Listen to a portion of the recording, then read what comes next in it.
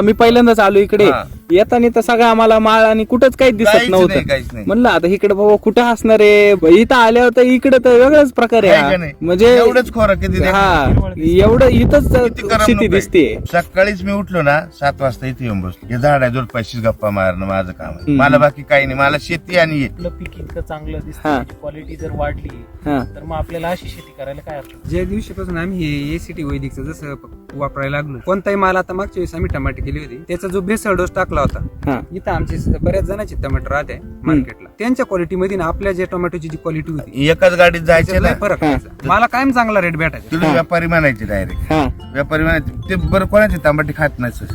आपले तांबाटी पाहिले का पहिले 2-2 उचलायचे त्यांनी काय. चवीला बी साईज आहे मोठी त्यांची आणि 100 रुपये जास्तच. शेतीत काहीच कमी नाही आता, फक्त बेसल डोस ची साथ पाहिजे आपल्याला. बरोबर आहे. शेती वैदिक जर संघ असला ना, बाकी शेतीला घाबरायचं नाही कधी. मला खूप आनंद जसा राम सरांनी जे बनवलं ना, आम्ही पाहिलं पुढून स्वप्नामध्ये आलं ते शेवग्याचं स्वप्न, तसपासून याच्यातच मजा आली.